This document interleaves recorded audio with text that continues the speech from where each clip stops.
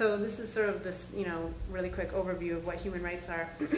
And so when we look at our care that we do, we ask ourselves, are we operating under this human rights framework, or are we, operating sort of under the minimal, what our civil rights are and what we're obliged to sort of work under.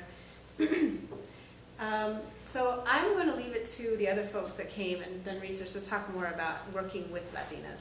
But I will say that things to keep in mind as we go through the day, I guess, for me, is that we need to look at, as we talk about working with Latinas, do they actually have access to quality health care, right? And I talked earlier about access doesn't just mean that a clinic exists.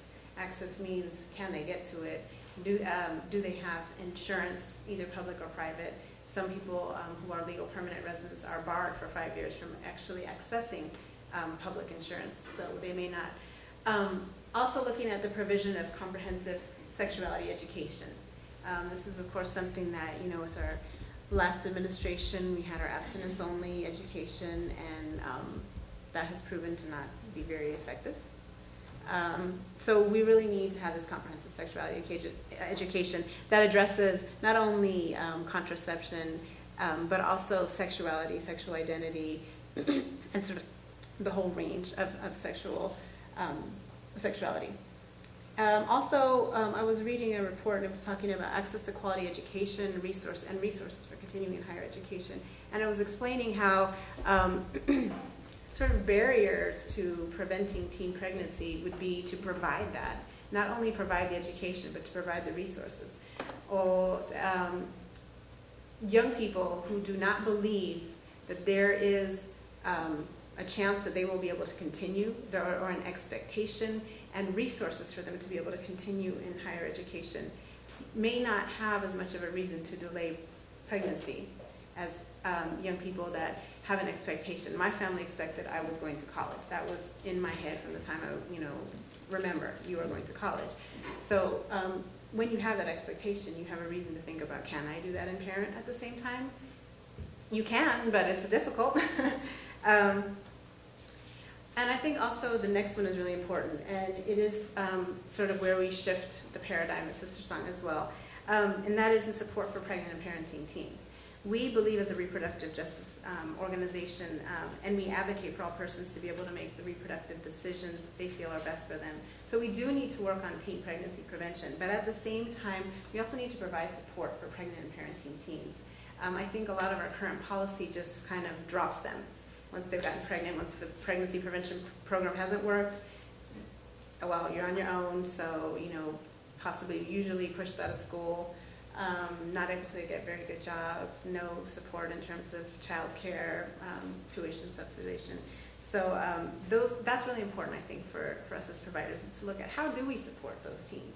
How do we support them in becoming good parents after they have become pregnant? Because for better or for worse, they're pregnant or they're parenting. What are we going to do now? And I think the last thing I want to say is just to know your community. And this, for me, is something I learned having moved across the country, that the Latino community is not homogenous by any means. And we have a large majority of Mexicans in the Latino population, but depending on where you are, you may have people with racial differences, cultural differences, traditional differences, and it is important for you to know who you're working with. And so these last few slides are really just resources, and I'm sure I can make this available through the Iowa initiative to you electronically.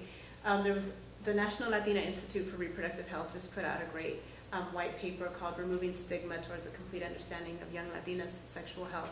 And it's really wonderful because it highlights sort of the current research, it provides this reproductive justice framework, and it also makes policy recommendations. I think for those of you that are providers, the second article is important because it does talk about integrating that reproductive justice framework into clinical work. And again, this is sort of our standard for further reading, not specified here. This is sort of our basics on reproductive justice, our women that have done the work, done the research, and have written about it. And again, I can make this available. And I would hope that this is not the last time that I see some of you or that Sister Song sees some of you. We would like to offer trainings to you. We do have funds to be able to travel and do trainings if it's something that's important to you. We do not only the sort of 101 talk about what is, basically what it is, but how do you incorporate reproductive justice into your work. We do human rights education. We do training on self-help. We're currently finishing up a module on the intersection of environmental justice and reproductive justice. So there's a lot there. We also, one of the things that we're very good at is connecting different providers. So we have members all over the country.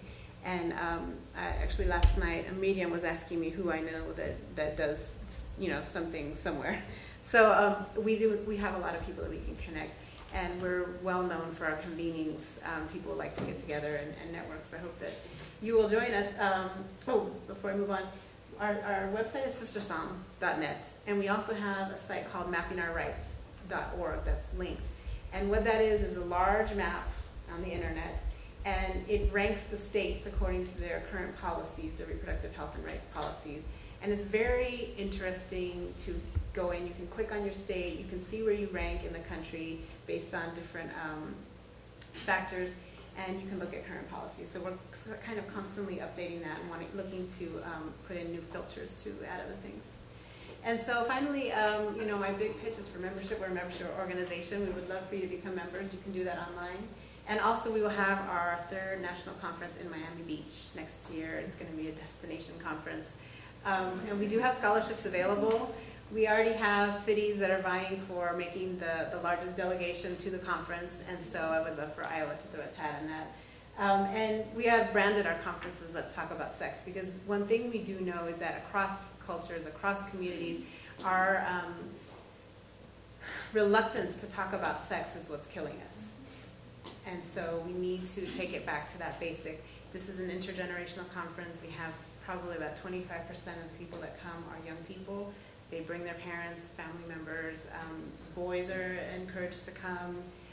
And so I hope that we'll see you there. And again, thank you very much for having me today. And